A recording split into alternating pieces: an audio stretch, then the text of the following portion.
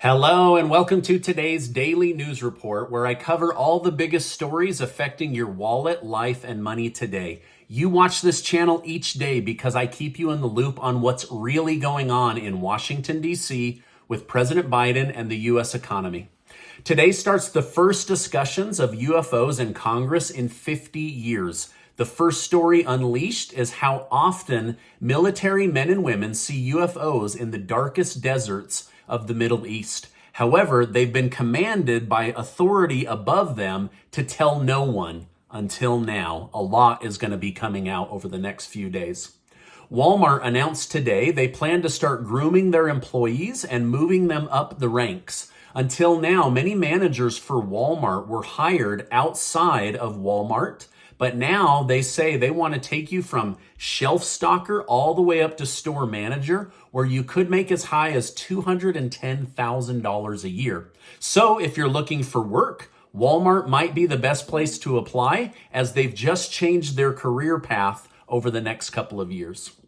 Well, the government versus Hillary Clinton's lawyer, Michael Sussman, started yesterday, but most people are distracted by the Johnny Depp trial, where his ex-wife continues to lie over and over again more than U.S. politicians.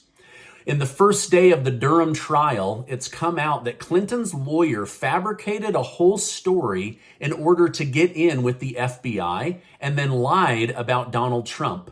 They then plan to release these fake stories just before the general election in order to sink Trump's chances of winning president. Once he won and they had lost, they had to double down on their lie, which is where the Steele dossier was fabricated and passed around the media as if it were true. So all of this stuff is starting to come out. That's just day one of the trial.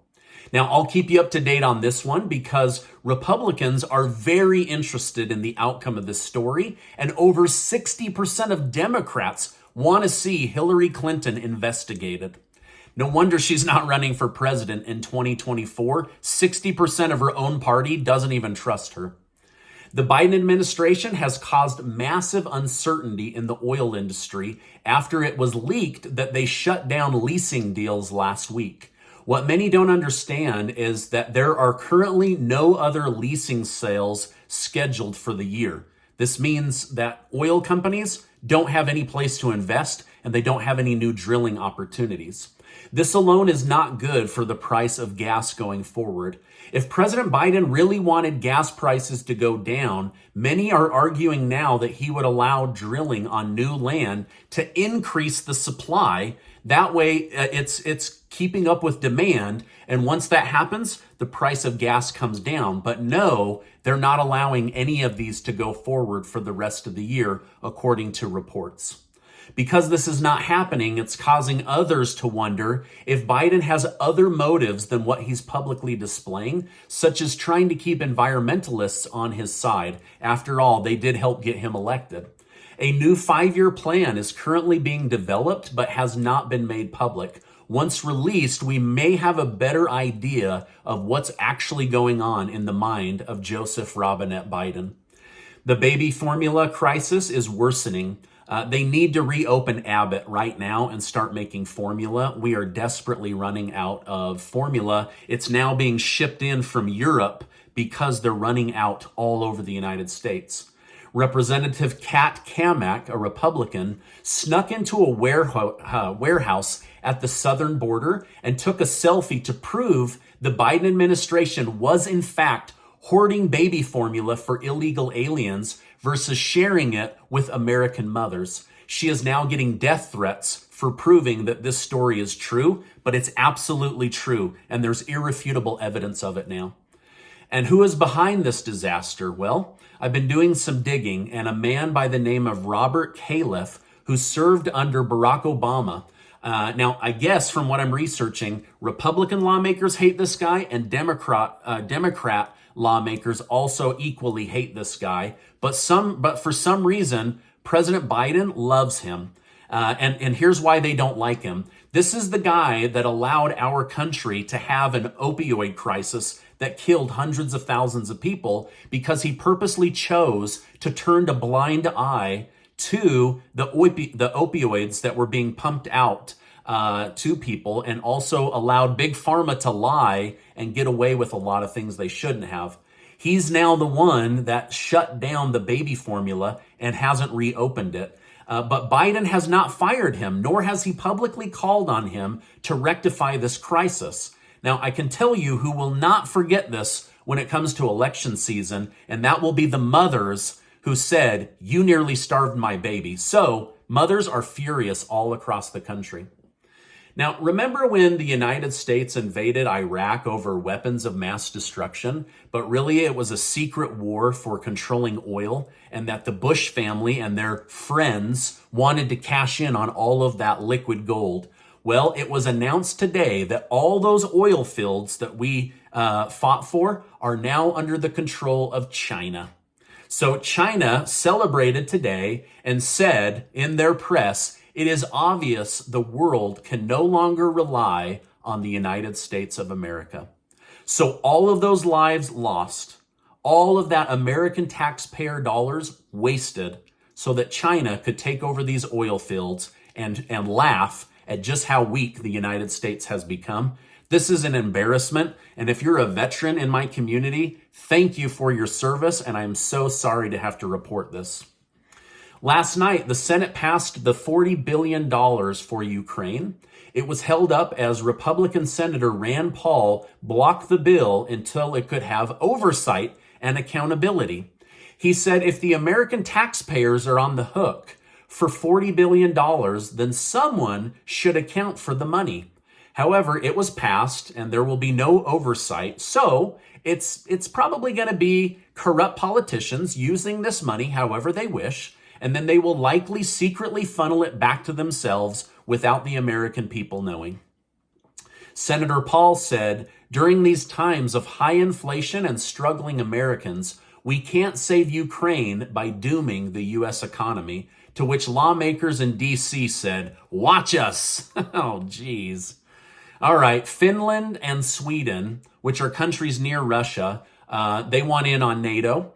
And Russia doesn't seem to have any problems with it. In fact, he said he's not going to invade either one of them. So now I don't know why they need to be in NATO, but they are still going to join NATO. And President Biden will be meeting this Thursday to speak with other NATO nations about the possibility.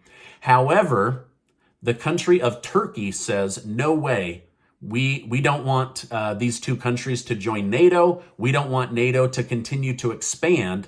Some are wondering, do they have a relationship with Russia we don't know about? Or are they stepping back looking and saying, wait a minute, NATO may be responsible for the war we're all paying for right now?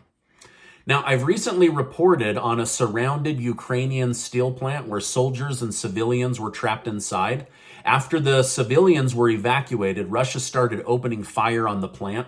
After 3 months of doing their best, the military there has surrendered. Nearly 300 Ukrainian soldiers are now under the control of the Russian military. President Zelensky said that he hopes to be able to barter and get these people set free or medical attention, but as of right now, they have been captured as prisoners of war. After the horrible mass shooting carried out by Peyton Gendron in Buffalo, New York, Senator Joe Manchin is now pushing for more gun control legislation to be passed. He believes background checks should be expanded and that mental illness reform should take place. However, this happens every time there's a mass shooting. Democrats say we need mental health background checks and more gun control. Then Democrat states tighten their rules and Republican states loosen their rules, and basically nothing happens on a federal level. All right, Biden has been using the company Amazon as a poster child for taxing the wealthy to fund his expensive plans as president.